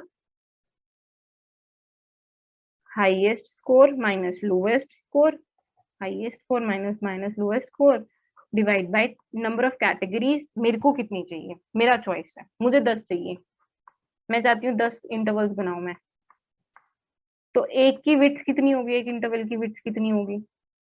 3.4 बोल रहा है वो। अगर मैं इसको राउंड ऑफ कर दूं मतलब 3। ठीक है, ये हो जाएगा क्लास इंटरवल विड्थ। ऐसे बहुत सारे मैं तुम डिफरेंट डिफरेंट बुक्स पढ़ोगे ना तो तुमको डिफरेंट डिफरेंट तरीके दिए हुए हैं क्लास इंटरवल विड्थ डिसाइड करने के लिए। क्लास इंटरवल विड्थ मतलब कि कितने वैल्यूज का तुम इंटरवल बनाने वाले हो, 0 to 5 लेने वाले हो, 0 to 4 लेने वाले हो, 0 to 10 लेने वाले हो, 0 to 15 लेने वाले हो, क्या विड्थ रखने वाले हो। तो बहुत सारी बुक्स में पढ़ोगे बहुत सारे फॉर्मूला दे रखे हैं, बहुत सारे तरीके दे रखे हैं। तो अपनी बुक में ये वाला तरीका दे रखा है कि तुम पहले रेंज डिसाइड करो, हाईएस्ट माइनस लोएस्ट डिसाइड कर लो डेटा में से क्या है, फिर उसको डिवाइड कर दो कि तुमको कितने नंबर ऑफ कैटेगरीज चाहिए। मेरे को 5 चाहिए, तो उससे तुम्हारा अगर मैं यहीं पे ये चीज को 34 डिवाइड बाय 5 कर देती हूँ, ठीक है, तो ये अप्रोक्सीमेटली 7 आ जाता है मेरा क्लास इंटरवल। तो मेरा डेटा कैसे बनता है? 0 to 7। ठीक है, 8 to 15 ऐसे मैं इंटरवल्स बनाती, 7 के विड्थ के। कितने इंटरवल्स बनते हैं? 5, क्योंकि मैंने ही डिसाइड किया ना 5 कैटेगरीज चाहिए मुझको। समझ आया कि नहीं आया ये चीज? आ गया समझ। बाकी लोगों को? महर, सुनायना, समझ आया? हाँ जी। अच्छा, अगर ये फॉर्मूलाज पुट करने के लिए अगर वैल्यूज आ गई एग्जाम में तो कैलकुलेटर यूज करने देंगे ना? हाँ हाँ, हाँ जी कैलकुलेटर्स अलाउड है। अलाउड है। एक्स्ट्रा टाइम होता है कि नहीं? नहीं नहीं। चलो, ग्रुप्ड समझ आ गया, अनग्रुप्ड समझ आ गया, टाइप समझ आ गई क्लास इंटरवल्स की। इंक्लूसिव मेथड होता है, एक्सक्लूसिव मेथड होता है। ठीक है, इंटरवल कैसे डिसाइड करूंगी, इंटरवल की विड्थ कैसे डिसाइड करूंगी। इंटरवल विड्थ मतलब 0 to 5, 0 to 7 लेना है मेरे को, 0 to 10 लेना है, क्या विड्थ लेनी है, अपर लिमिट और लोअर लिमिट में डिफरेंस क्या लेना है, वो क्लास इंटरवल विड्थ हो गई। जैसे इन्होंने क्लास इंटरवल विड्थ ली 3, तो इनका ये इतने नंबर्स ऑफ इंटरवल्स बन गए। इन्होंने क्लास विड्थ ली 5, तो इनके इतने नंबर ऑफ इंटरवल्स बन गए। सबका डिफरेंस देखोगे 5 ही होगा, वही विड्थ होती है। Upper limit minus lower limit करोगे तो 5 आएगा। ठीक है, इतना क्लियर हो गया सबको? यस। हाँ जी। कूल। अभी देखो, एक चीज याद कर लो, हमारी बुक के हिसाब से हमको क्या करना है, हमको यूज करना है inclusive method, exclusive method use करना है। एक्सक्लूसिव मेथड क्या था? 10 to 15, 15 to 20, 20 to नहीं, हमारी 25। बुक में शायद उल्टा दिया हुआ है। Wait wait wait, let me check. हमारी बुक के अनुसार हमको शायद इंक्लूसिव मेथड है। देखो, इंक्लूसिव एक्सक्लूसिव क्या यूज करना है, ग्रुप करना है, अनग्रुप करना है, कैसा करना है, ये सब हमारे ऊपर होता है। बट हमको एक अगर लेके चलना है तो हम अपनी बुक के हिसाब से लेके चलेंगे। हमारी बुक में दोनों एक्सप्लेन नहीं करे हुए। करे हुए हैं एक्सप्लेन, बट डेटा में उन्होंने दोनों इंक्लूड नहीं किए हुए हैं, तो एक ही उन्होंने मेथड शायद से चले। एग्जाम्पल के लिए बताया हो। ये देखो, आगे चल के क्वेश्चंस आगे के चैप्टर्स में ऐसे हैं जहाँ पे इंक्लूसिव भी है, हाँ हाँ, तो हम ये चीज लेके नहीं चल सकते कि एक्सक्लूसिव ही करेंगे। बट डेटा बनाने के लिए कुछ तो एक डिसाइड करना पड़ेगा ना। इंक्लूसिव मेथड लेके चलूंगी या मैं एक्सक्लूसिव मेथड लेके चलूंगी। अभी जो बुक में एग्जांपल्स दिए हुए हैं, मैं सबको समझा दूं इंक्लूसिव मेथड से, अभी बुक जाके खोल के देखेंगे वो उनको तो समझ ही नहीं आने वाला। बट दी अगर आगे चल के मीन मीडियन मोड हाँ, निकालने तो की वो जब तो बारी आई हमने पढ़ ही लिया तो ना, इंक्लूसिव मेथड क्या होता है और एक्सक्लूसिव मेथड क्या होता है, हाँ वो मैं तो वो हमको बोल रही पता हूँ, ही है समझ ना। में आती है। हाँ, वो तो मेरे को पता लग ही गया ना, मेरे को इंक्लूसिव मेथड क्या होता है और एक्सक्लूसिव मेथड क्या होता है। जब हमको जरूरत पड़ेगी तब हम चेंज कर लेंगे, हमको किसने मना किया है। हम्म। ठीक है, हमारे बुक में सेकंड चैप्टर में सारे एग्जांपल्स ऐसे दे रखे हैं, डिसकंटिन्यूस वाले। ठीक है, सारे एग्जांपल्स ऐसे ही हैं। बाकी हम कर कुछ भी सकते हैं, हमारी खुद की चॉइस होती है। आंसर भी सेम आएगा, मैं इंक्लूसिव मेथड यूज करूँ या मैं एक्सक्लूसिव मेथड यूज करूँ, कुछ फर्क नहीं पड़ेगा उससे। मेरा आंसर भी सेम ही आएगा, कोई फर्क नहीं पड़ेगा उससे। ठीक है, फर्क नहीं पड़ता उससे, मैं इंक्लूसिव करूँ, एक्सक्लूसिव करूँ, डेटा को ग्रुप करूँ, अनग्रुप करूँ। अगर मेरा मेथड सही है, मैं कोई भी तरीके का मेथड यूज करूँ, तो आंसर तुम्हारा सही आएगा। ठीक है, बट हाँ कंफ्यूजन ना हो बुक को पढ़ के, और वैसे तो उस हिसाब से बता रही हूँ मैं। आगे जाके हमको जब जरूरत पड़ेगी तो हम चेंज भी कर लेंगे अपना मेथड, जहाँ जैसे जब जरूरत पड़ेगी। ठीक है, तो हाँ इन्होंने जी। अपने डेटा को ग्रुप्स किए, ग्रुप्स बनाए और डिसेंडिंग ऑर्डर में रखा। तुम इसको असेंडिंग ऑर्डर में भी कर सकते हो। सेम चीज अगर मैं इसको ऐसे भी लिख सकती हूँ, 7 to 12, 13 to 18, 19 to 24। Descending order, ascending order में भी लिख सकती हूँ, मेरी खुद की चॉइस है। आंसर सेम आएगा, कोई प्रॉब्लम नहीं होगी उससे। मैं असेंडिंग में रखूँ या डिसेंडिंग में रखूँ, सेम चीज। टेबल तुम उल्टा भी बना सकते थे। ठीक है, और इन्होंने कौन से यूज करके रखे हैं, डिसकंटिन्यू। 25, 1, 6 फिर 7 आ रहा है, तो ये डिसकंटिन्यूस हो गया। डिसकंटिन्यूस मतलब मेरे को ये इधर दोनों अपर लिमिट और लोअर लिमिट इंक्लूड करके रखनी पड़ेगी, तो ये हो जाएगा इंक्लूसिव मेथड। क्लियर है? हाँ जी। ठीक है, यस। हाँ जी। एज नैना सेड, हमको आगे जाके जरूरत पड़ेगी चैप्टर्स में एक्सक्लूसिव मेथड्स की भी यूज करने की, तो ये रूल नहीं है। बट हाँ, अभी हमारी बुक में ऐसे दिया हुआ है, तो चीजों को सॉर्ट आउट रखने के लिए तो तुम ये एक ऐसा बोल सकते हो कि अगर चलो मेरे परसेंटाइल के क्वेश्चंस आएंगे या वैसे क्वेश्चंस आएंगे तो मैं इस मेथड से कर लूंगा कि डेटा को डिसेंडिंग ऑर्डर में अरेंज कर दिया और डिसकंटिन्यूअस मेथड मैंने अप्लाई कर दिया। तुम कॉन्टिन्यूअस भी करोगे तो भी तुम्हारा आंसर सही आएगा, कोई प्रॉब्लम नहीं आएगी उसमें। ठीक है, हाँ या ना? हाँ जी। कोई प्रॉब्लम नहीं है उसमें, कोई दिक्कत की बात नहीं है। आगे बढ़ते हैं हम लोग। कुछ दिख रहा है क्या मेरी स्क्रीन पे? Question questions. अरे यार तुमने बुक का कुछ नहीं देखा, मतलब कोई बोल भी नहीं रहा है। मैं बुक से समझा रही थी चीजें। एनीवेज हमारी इग्नू वाली बुक से, हाँ तो वही तो खुली हुई है। हाँ फिर ठीक है। उसी का वो क्वेश्चन खुला होता है जब आपने पूछा चेक योर प्रोग्रेस वाला पार्ट।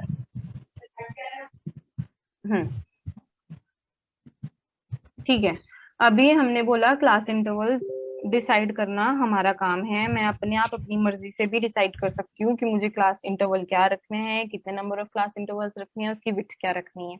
बट हमारी इग्नू ने बोल के रखा है कि बेटा अगर तुम्हारे अप्रोक्सीमेटली डेटा हो रहा है 50 के आसपास, तुम्हारे पास डेटा पॉइंट्स हैं, तो कोशिश करो कि तुम 10 कैटेगरीज बना लो या उससे कम बनाओ। लेस देन 10 कैटेगरीज बनाओ, मैक्सिमम 10 बनाओ, उससे ज्यादा मत बनाओ। फिर वो बोल रहा है कि अगर बेटा तुम्हारे पास 50 से 100 डेटा पॉइंट्स है तो कोशिश करो कि मिनिमम 10 तो बना ही लो और 15 से कम बनाना नंबर ऑफ क्लास इंटरवल्स। ठीक है, फिर वो बोल रहा है अगर 100 से ज्यादा है तो 20 बना लो, लेस देन 20 रखो। 20 से ज्यादा क्लास इंटरवल्स मत बनाओ कभी भी, नंबर ऑफ इंटरवल्स। ये समझ आया? क्योंकि हम ये फॉर्मूला में हमको बोल रहा है ना, आपकी चॉइस है कि नंबर ऑफ इंटरवल्स क्या बनाने हैं, कितने बनाने हैं। यही तो बोल रहा था ना ये फॉर्मूला इंटरवल विड्थ कैलकुलेट करते वक्त की range upon number of categories needed. Number of categories decide करने को उसने एक तरीका बता दिया, बाकी मर्जी तुम्हारी है। उन्होंने तो अपनी तरफ से बताया एक तरीका। अभी बात करते हैं रिलेटिव फ्रीक्वेंसी डिस्ट्रीब्यूशन। इतना क्लियर है सबको? कोई कंफ्यूजन तो नहीं है यार? नहीं। नहीं। Clear. Everyone, shall we proceed? Yes. Okay, relative frequency distribution. अभी भैया मेरे को फ्रीक्वेंसी डिस्ट्रीब्यूशन तो समझ आ गया, रिलेटिव फ्रीक्वेंसी डिस्ट्रीब्यूशन डिफाइन करने की क्या जरूरत थी? ठीक है, एग्जाम्पल से समझते हैं। Suppose Catherine candidate received 1375 votes for mayor in the last election. ठीक है, इतने नंबर ऑफ वोट्स आए उसको। Is that a large number in a town where there are 1600 people who have voted? It in fact is 86% of the total vote. अरे ये तो काफी ज्यादा है। मतलब in a city where is 60,000 voters the situation is different. अभी 1600 ही total लोग थे, उसमें से इतने वोट्स आए तो अच्छा 86%, काफी अच्छे वोट्स आए। बट अगर वो सिटी 60,000 वोटर्स की होती तो कितने होते हैं? ये वोट सिर्फ 2% ही होते हैं। इतने नंबर ऑफ वोट्स इतने सारे लोगों में से सिर्फ 2% ही होते हैं। राइट, रिलेटिव चीज है। Relative to what? Frequency is relative what, कि कितना टोटल नंबर ऑफ डेटा तुम्हारे पास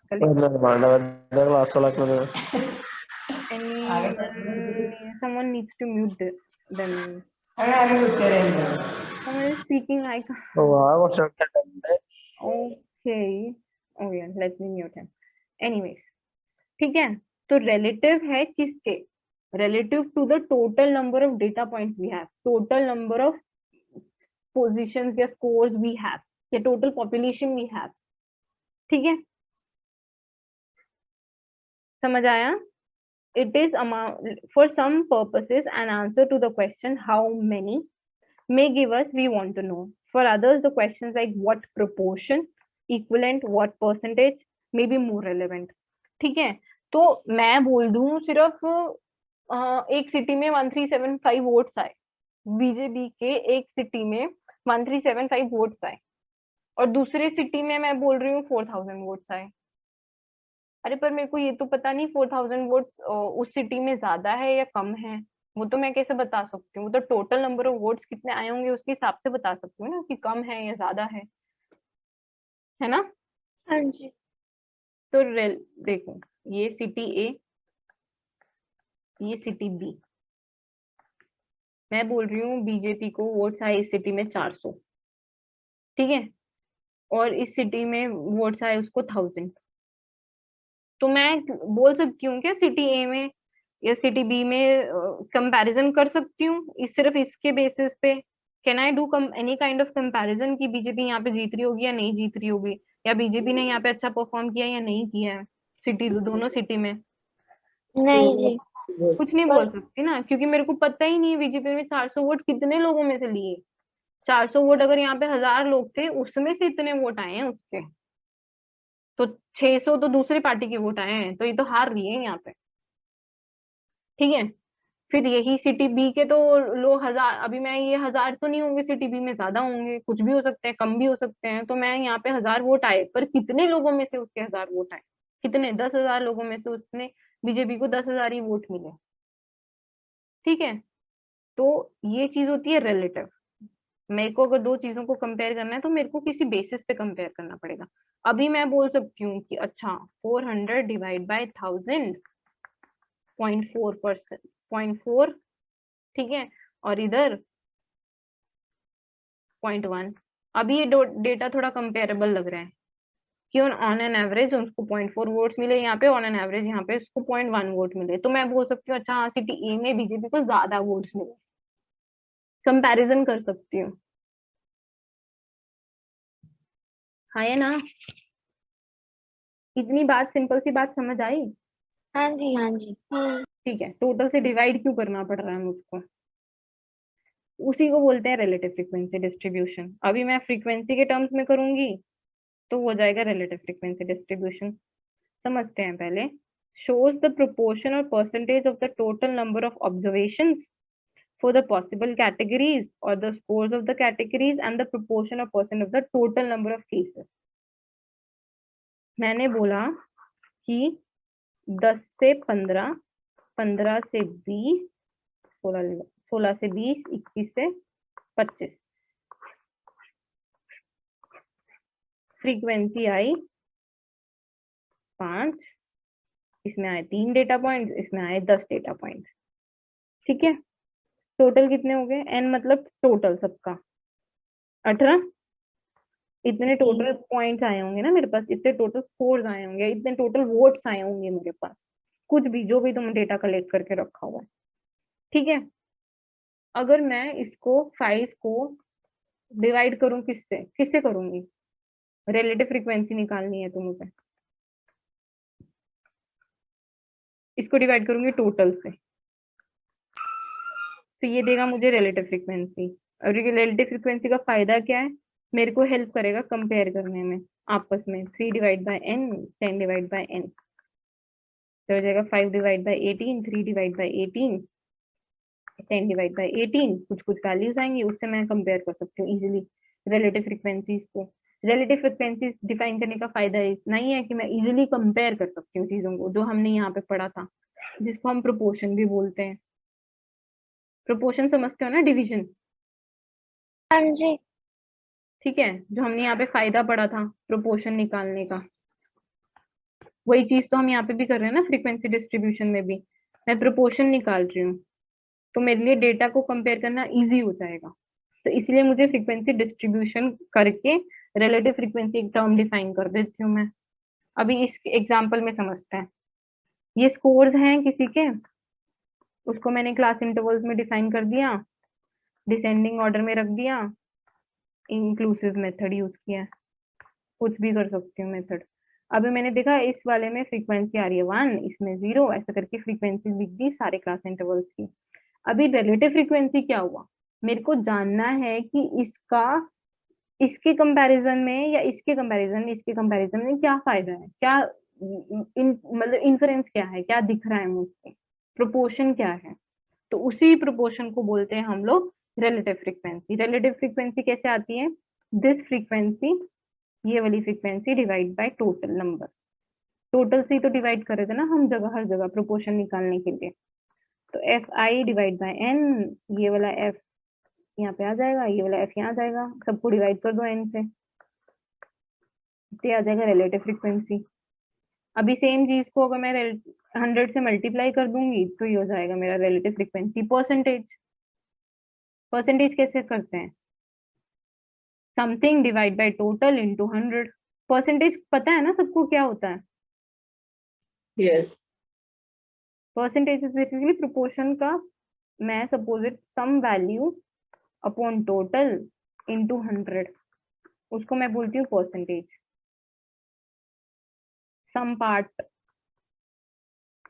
तो मैंने यही तो निकाला था यहाँ पे, फ्रीक्वेंसी को डिवाइड किया टोटल से, frequency is some part of the total value into 100, वो आ जाएगा रिलेटिव फ्रीक्वेंसी परसेंटेज। तो इसको बेसिकली क्या करना है, 0.22 को इंटू 100 करना है, तो मेरा 2 आ गया, इंटू 100 किया 0 आ गया, इंटू 100 किया 4 आ गया, तो ये हो जाएगा रिलेटिव फ्रीक्वेंसी परसेंटेजेस। ये क्लियर है सबको? हाँ जी। रिलेटिव फ्रीक्वेंसी क्या होता है, क्यों निकाल रहे हैं, रिलेटिव परसेंटेज क्या होता है? रिलेटिव परसेंटेज और कुछ नहीं, और बेटर तरीका है, मैं 0.212 को देखूं, 0.16 को देखूं, 0.18 को, उससे बेटर तरीका है कि मैं उसको परसेंटेज में करूँ, 12, 16, 18, और ज्यादा अच्छा तरीका है कंपेयर करने का। पॉइंटों में डेसिमल में इतना हमको आंखों में चमकता नहीं है जितना हमको होल नंबर्स चमकते हैं, तो इसीलिए मैंने उसको परसेंटेज में कन्वर्ट कर दिया अपने कंफर्ट के लिए, अपनी कन्वीनियंस के लिए, और ज्यादा चीजों को रीडेबल और समझदार बनाने के लिए, कि समझ आ जाए हमको। ये समझ आ गया सबको? हाँ या ना? यस। सुनाना, समझ आया? अहमद कोई है कि सब चले गए? मैं हूँ। Present present. आया आया। मैं भी हूँ। ठीक है, अभी देखो बेनिफिट क्या हुआ। मैंने 96 से 98 एक क्लास इंटरवल डिसाइड की स्कोर की क्लास ए में, और वही सेम स्कोर की क्लास इंटरवल डिसाइड की क्लास बी में। मैंने फ्रीक्वेंसी डिसाइड की 1 1, तो मैं बोल सकती हूँ क्लास ए ने बेटर परफॉर्म किया है, क्लास बी ने परफॉर्म किया बेटर, सिर्फ फ्रीक्वेंसी को देख के बोल सकते नहीं, हैं क्या? नहीं, क्योंकि मुझे पता ही नहीं है टोटल बच्चे कितने हैं। क्लास ए में 50 है टोटल बच्चे, क्लास बी में तो 80 है टोटल बच्चे, तभी मेरे को रिलेटिव फ्रीक्वेंसी यूज करनी पड़ रही है कि बेटा ये तो बताओ टोटल बच्चे कितने हैं। तो मैंने क्या किया, 1 को डिवाइड किया यहाँ पे 50 से, दूसरी क्लास में गई तो 1 को डिवाइड किया 80 से, क्योंकि क्लास बी में 80 टोटल बच्चे हैं। तो ये हो गया रिलेटिव फ्रीक्वेंसी। अभी रिलेटिव फ्रीक्वेंसी मेरा आया 0.2, यहाँ पे 0.02, यहाँ पे आया 0.01। तो मैं अभी बोल सकती हूँ कि क्लास ए ने ज्यादा बेटर परफॉर्म किया या क्लास बी ने ज्यादा बेटर परफॉर्म किया, इन दोनों वैल्यूज को देख के बोल सकती हूँ क्या? नहीं, because you don't know the total, you don't know the whole table and you don't know the whole data. सिर्फ इसमें बोल रही हूँ, 96 वाले इंटरवल में पूछ रही हूँ मैं कि 96 से ज्यादा अच्छे मार्क्स कौन सी क्लास में आए, मतलब अबव 96 किसके मार्क्स आए, क्लास ए के या ना क्लास बी के बच्चों के? अबव 96, अबव 96 क्लास ए के बच्चों ने ज्यादा मार्क्स लाए, क्लास बी के बच्चों ने ज्यादा नंबर लेके आए 96 से ऊपर?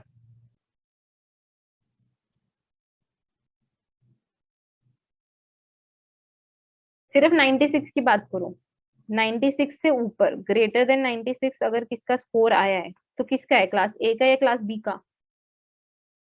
किसने ज्यादा बेटर परफॉर्म किया 96 से ऊपर स्कोर लाने में, क्लास ए ने या क्लास बी ने?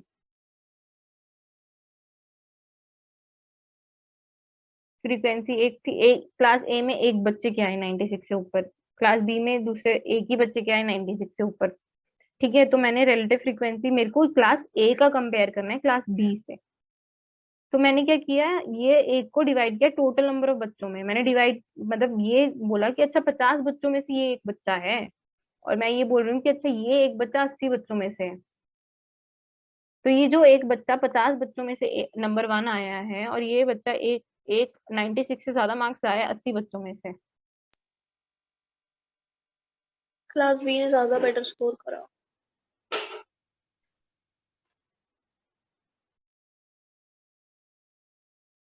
Class B.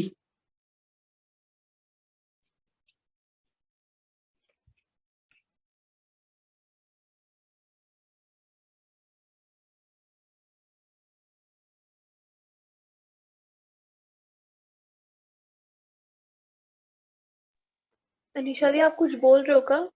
नहीं। You are not audible. ठीक है ठीक है। ठीक है, अगर मैं इसको इंटू 100 कर दूंगी तो ये मेरा प्रोपोर्शन आ जाएगा, परसेंटेज आ जाएगा। बोलो, ये स्कोर्स हैं, कितने बच्चों, इतने बच्चों, एक ही बच्चे का स्कोर इसमें आया, एक ही बच्चे का स्कोर इसमें आया, एक ही बच्चे का स्कोर इस क्लास बी में भी इतने में आया। तो ये बच्चा जो है, ये कितने टोटल लोगों में से कितने पे है परसेंटेज में? 1% पे है। ये कितने पे है? 2% पे हो।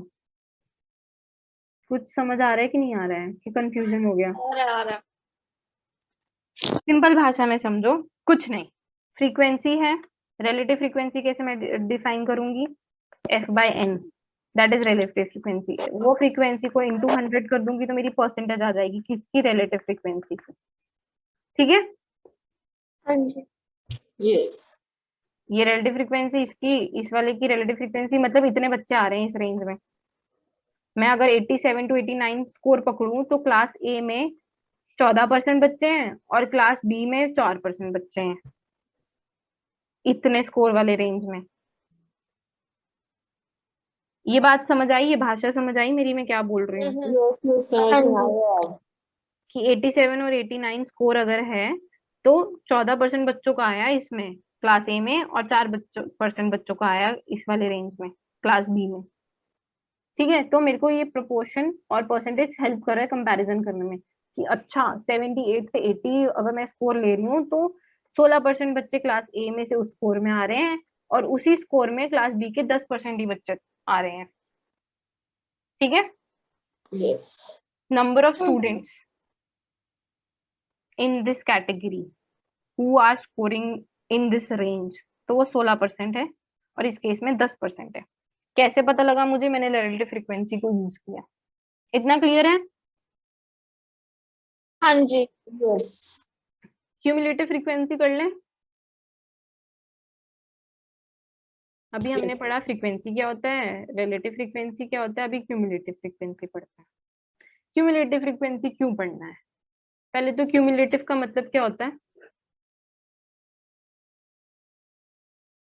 समेशन, या मैं टोटल भी बोल सकती हूँ। Total frequency. हाँ, टोटल मतलब करना किसी चीज को, क्यूमुलेट करना है, जोड़ना, इकट्ठा करना, दैट इज क्यूमुलेटिव। समेशन या टोटल, ठीक है, या टोटल, जैसे जैसे भी समझ लो तुम इस चीज को। नैना, सुनाई समझ आ रहा है कुछ कि नहीं आ रहा है? आ रहा है, मैंने पढ़ा हुआ है इसलिए मैं इतना ज्यादा गौर नहीं फरमा रही। अरे किसी कोई है जो इसने नहीं पढ़ा हो ये चैप्टर, मुझे कोई फीडबैक दे सकता है कि समझ आ रहा है कि नहीं आ रहा है, कुछ कंफ्यूजन है या क्या? मैंने अभी तक पढ़ा तो नहीं है, बट समझ बहुत क्लियरली आ रहा है। कूल। अभी मेरे को क्यूमुलेटिव फ्रीक्वेंसी एक टर्म होती है, वो क्यों डिफाइन करने की जरूरत पड़ रही है? ठीक है, एग्जांपल से समझते हैं। Henry earned a score of 52 on arithmetic achievement test. How many of his class scored lower? कितने बच्चों ने उससे कम स्कोर किया? How many scored higher? कितने बच्चों ने उससे ज्यादा स्कोर किया? Many earned a score of 143 on college entrance test. ठीक है, among college applicants what percentage obtained lower score? On the same test, what score is low? So low that only 10% of the applications do worse. ये अलग अलग examples हैं, ठीक है। These are examples of questions that we can answer more easily if we organize the distribution in cumulative form. ठीक है, मैंने तो बोल दिया। अच्छा 86,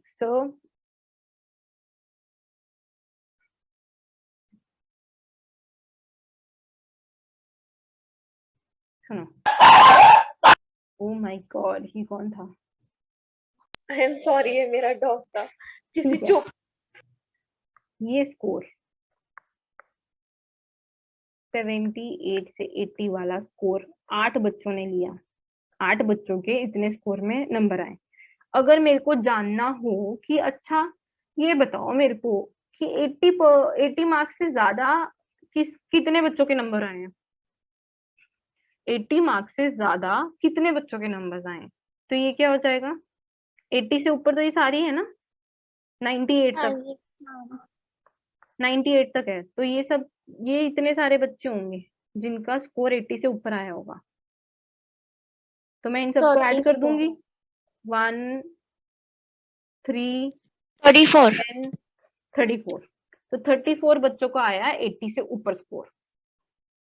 तो बेसिकली जब मुझे बताना होता है कि इस लिमिट से ऊपर या इस लिमिट से नीचे या इससे ज्यादा इससे कम कितने हमको अपर लिमिट लोअर लिमिट से कितना ज्यादा हमको माल मिल रहा है, कितने ज्यादा लोग मिल रहे हैं, कितने ज्यादा ऑब्जेक्ट मिल रहे हैं, कितने ज्यादा डेटा मिल रहा है, उसको बोलते हैं क्यूमुलेटिव। अभी मैंने क्या किया, टोटल करके बताया ना तुमको, ये चीज हाँ को जी, टोटल किया ना मैंने यार, मैंने इस चीज को टोटल किया ना, उसी को तो क्यूमुलेटिव बोलते हैं, टोटल करने को ही तो वही होता है क्यूमुलेटिव फ्रीक्वेंसी डिस्ट्रीब्यूशन। क्यों करते हैं वो हमने समझ लिया। A cumulative frequency distribution shows how many cases lie below the upper limit of each class interval. इनकी डेफिनेशन के हिसाब से ये बोल रहा है कि ये क्लास इंटरवल है, इसकी लोअर लिमिट है, ये अपर लिमिट है, तो ये अपर लिमिट के नीचे कितने लोग लाई कर रहे हैं उसको बोलते हैं क्यूमुलेटिव फ्रीक्वेंसी डिस्ट्रीब्यूशन। ये अपनी बुक के हिसाब से, ठीक है। बाकी मैंने एग्जांपल में समझाया ना, मैं तो क्यूमुलेटिव फ्रीक्वेंसी को ऐसे भी यूज कर सकते हैं। मेरे को जानना है कि 80 से ऊपर कितने हैं, मेरे को नहीं जानना है 80 से नीचे कितने हैं, तो मैं क्यूमुलेटिव फ्रीक्वेंसी को ऐसे भी यूज कर सकती हूँ। हमारी बुक में डेफिनेशन दे रखी है कि शोज हाउ मेनी केसेस है, बहुत सारी बुक्स में यही डेफिनेशन दी होती है कि मैं अपर लिमिट से डिसाइड करती हूँ। मैं कोई क्लास इंटरवल ले रही हूँ, लोअर लिमिट है उसमें अपर लिमिट है, तो मैं अपर लिमिट के रेफरेंस में डिफाइन करती हूँ क्यूमुलेटिव फ्रीक्वेंसी को, कि अपर लिमिट से नीचे कितने लोग लाइक कर रहे हैं उसको मैं बोलूंगी क्यूमुलेटिव फ्रीक्वेंसी डिस्ट्रीब्यूशन। ये क्लियर है सबको? क्यूमुलेटिव फ्रीक्वेंसी डिस्ट्रीब्यूशन का डेफिनेशन किसी हाँ को डाउट? नहीं जी, कूल। अभी इसको एग्जांपल से समझते हैं। For the time being just ignore this thing, इसको इग्नोर कर दो, मैं वापस आऊंगी इसमें, इग्नोर दिस। अभी मैंने यहाँ पे लिमिट्स डिफाइन करके रखी हुई है वही स्कोर की, अलग अलग क्लास इंटरवल्स हैं, ठीक है। इसकी इंटरवल विड्थ कितनी है, विड्थ बताओ मुझे कितनी है, ये क्लास इंटरवल्स की विड्थ कितनी है? 2 या 3? 3 यहाँ पे 60 भी है, 61 भी है, 62 भी है इस इंटरवल में, तो 3 हो गई विड्थ। हाँ हाँ जी, अभी ये डिफरेंट स्कोर के फ्रीक्वेंसी आ रखे हैं, ये क्यूमुलेटिव फ्रीक्वेंसी। क्यूमुलेटिव फ्रीक्वेंसी मैंने क्या बोला था, अपर लिमिट से नीचे जितना भी सारा माल लाई कर रहा है वो होता है क्यूमुलेटिव फ्रीक्वेंसी। ये क्लियर है? हाँ या ना? क्यूमुलेटिव फ्रीक्वेंसी की डेफिनेशन हमने यही तो पढ़ी कि अपर लिमिट के नीचे जितना सारा माल लाई कर रहा है उसको टोटल कर दो, वो बन जाएगी तुम्हारी क्यूमुलेटिव फ्रीक्वेंसी। क्यूमुलेटिव फ्रीक्वेंसी तो upper limit of this range अगर मैं लूं तो इसकी फ्रीक्वेंसी, ये अपर लिमिट मतलब 98 के नीचे कितना सब माल लाई कर रहा है, खुद ये खुद भी तो लाई कर रहा है ना 98 के नीचे, प्लस ये इतना सारा माल लाई कर रहा है, तो ये टोटल कितना है सारा 50। मतलब 98 तो मैक्सिमम स्कोर है ना, उसके नीचे तो सारा कुछ ही लाई कर रहा है, तो 50 हो जाएगा यहाँ पे आंसर। हाँ ये ना?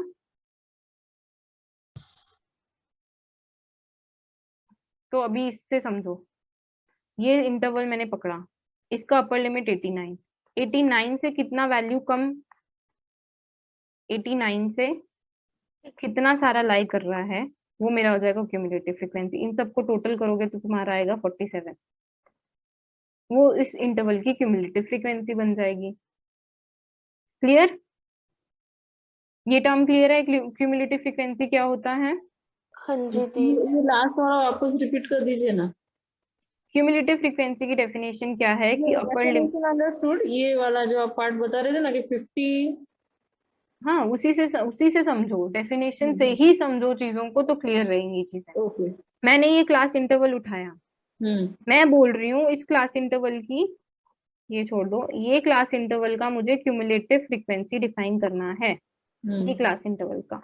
तो इस क्लास इंटरवल का क्यूमुलेटिव फ्रीक्वेंसी डिफाइन करना मतलब कि अपर लिमिट 80, उससे नीचे कितनी सारी वैल्यूज लाई करनी है, यही तो बोला ना हमने क्यूमुलेटिव फ्रीक्वेंसी की डेफिनेशन।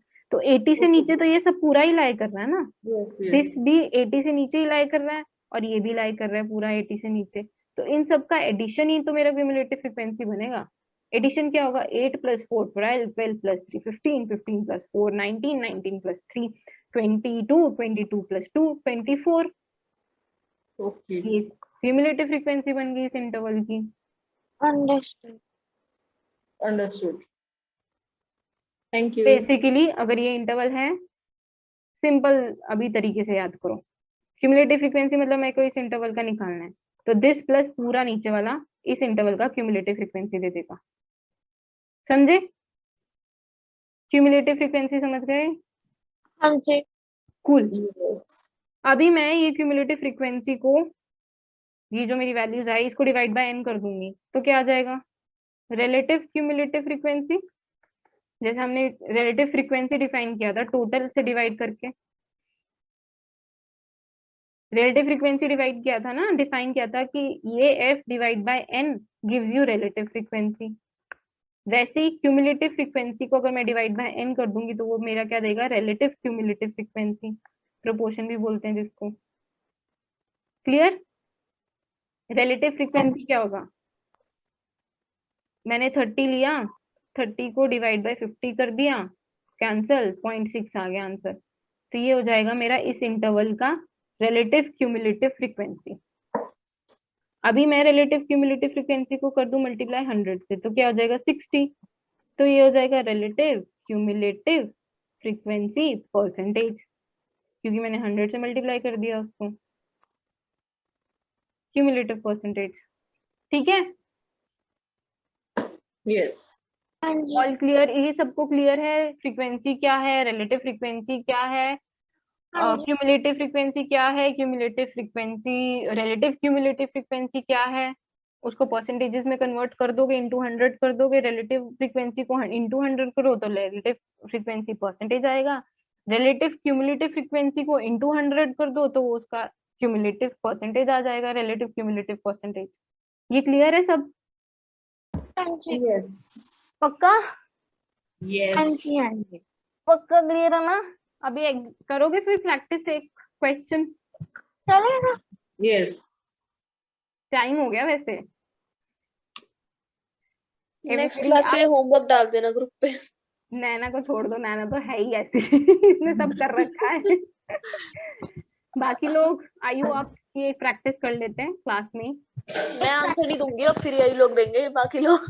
हाँ चलेगा, हमको हमने सब सीख लिया नैना ठीक है।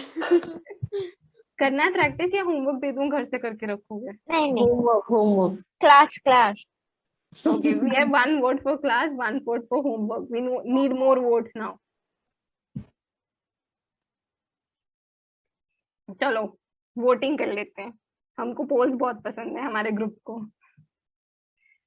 जो लोग क्लास में अभी क्वेश्चन करना चाहते हैं, रिलेटिव फ्रीक्वेंसी, क्यूमुलेटिव फ्रीक्वेंसी, ये सब जो हमने टर्म्स पढ़ी हैं बेवकूफों वाली, बेकार सी, वो अभी क्लास में प्रैक्टिस करना चाहते हैं तो थम्स अप, अगर होमवर्क लेके जाना चाहते हैं तो थम्स डाउन।